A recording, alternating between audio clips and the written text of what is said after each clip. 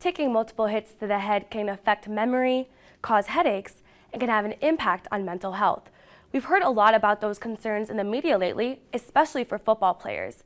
But it's not just football. We wanted to show you the personal impact on an athlete benched for life. Nice outlet pass.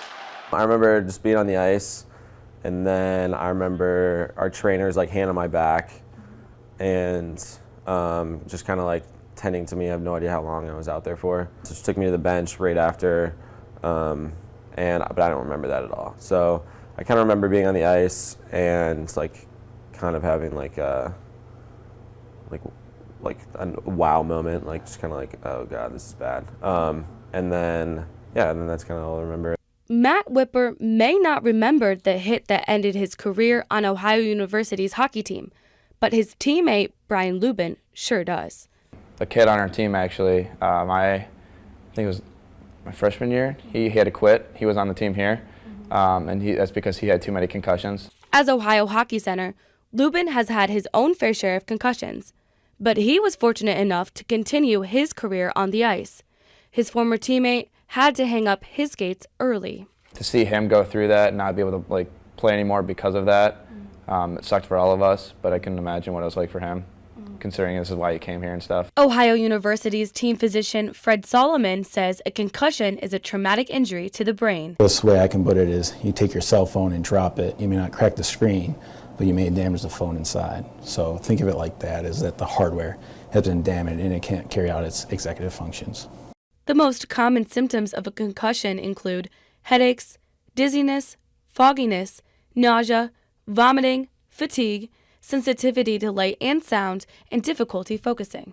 Matt had headaches for months following his career-ending concussion, but his mental health took the biggest hit. So like my world kind of just like cut off. Like you're done with hockey, but you still got to show up to class. You know, I still was coming here and like being supportive of the team, but it was killing me every single time I was here. And so yeah, I mean depression and like, you know, having anxiety about what I'm gonna do from here. Like, you know, I've done this my entire life. I've put so much time and effort into this, and all of a sudden it just cuts off. The Ohio University Athletic Department follows the NCAA's strict concussion protocol to ensure player safety. John Bowman is OU's Assistant Athletic Director for Sports Medicine. Bowman says athletes' mental health is becoming a priority. The NCAA community is feeling a need to create more mental health counselors for the student athletes because they are under a lot of pressure. The pressure to do their academics, the pressure to do their athletics, to succeed at a competitive environment. That pressure often pushes student athletes to be more aggressive and take risks that lead to more injuries. But with a broken bone or twisted ankle, recovery is predictable. Concussions are very different injuries. We've had an athlete know of one that was actually a very, very good athletic performer, an all-conference performer for their sport. That was we medically DQ'd after 2 concussions. If it's a slow recovery, if they've had more than one, then we're a little more worried about jumping on that as far as ending their career, and that can lead to depression and so forth. Whipper is worried about the number of concussions he's had throughout his 16-year hockey career, 4 or 5 at least. When I got here, I was like, okay, the next one's going to be it. Like the next one I'm done. And then I'd have like a minor one that wasn't that bad, and I was like, all right, I can keep going. The most common way to determine if a player can keep going is the baseline test. It includes tasks that test reaction time, balance, and simple decision-making. Athletes take it at the beginning of their season, and then again if they take a hit. The comparison is supposed to tell trainers if there's a concussion problem. So we did the baselines, like I've done those a lot. Yeah. For like every team you go to, you do a new one, and then every time I got a concussion, I'd have to redo it. And even if I didn't really have a concussion, I'd have to do it. And so I kind of joked with them right after. I was like, look, I know all this, like I memorized it. Like, because we do it so many times, and like you have to repeat the words and do all that stuff. And I was like, I looked at it and I was like, look, I know this. Like if you give me this test, it's not gonna matter. Sports medicine physician Dr. Aaron Roberts found another problem with the baseline test.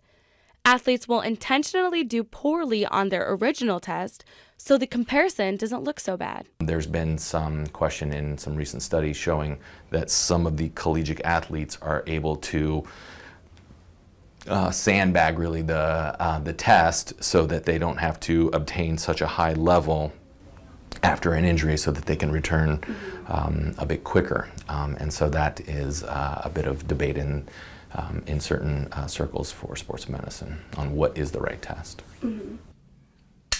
Dr. Roberts believes this new technology may in fact be the right test. The Clear Edge Brain Health Toolkit takes the subjectivity away from both the patients and the physician. Adena Health System is only one of 2 in the state of Ohio and one of 10 in the nation utilizing the Clear Edge technology.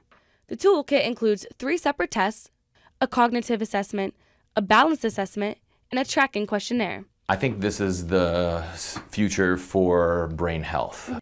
Dr. Roberts believes there is a correlation between brain damage from concussions and mental health issues down the road.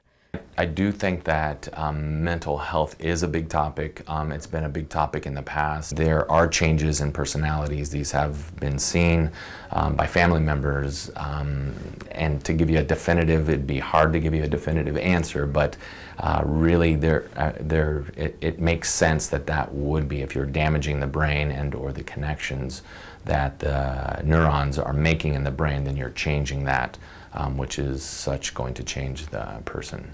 It was concern about personality changes and other long-term mental health problems that convinced Matt to put his health first and walk away from the sport he called his first love. Does this bring back any memories of being on the ice? Oh yeah, yeah, totally. I mean, I remember, it's like a lot of good memories. It's like I remember like scoring goals in here and like you feel like the entire place is like an earthquake. Actually getting up the courage to stand up. I mean, I remember standing up in this locker room and being like, hey, it was picture day, which was hard. And I remember standing up in this locker room and being like, hey guys, like I've decided to stop.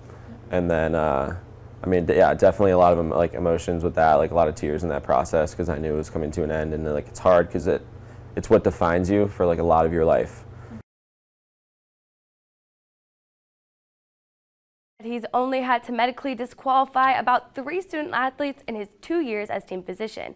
He says more student athletes are aware of the long-term effects of concussions and are taking themselves out of the game.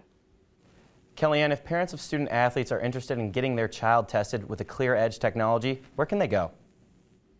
If any parent would like their child to get a baseline test or a test after a concussion using the Clear Edge technology, head over to WOUB.org and click on our story for more information.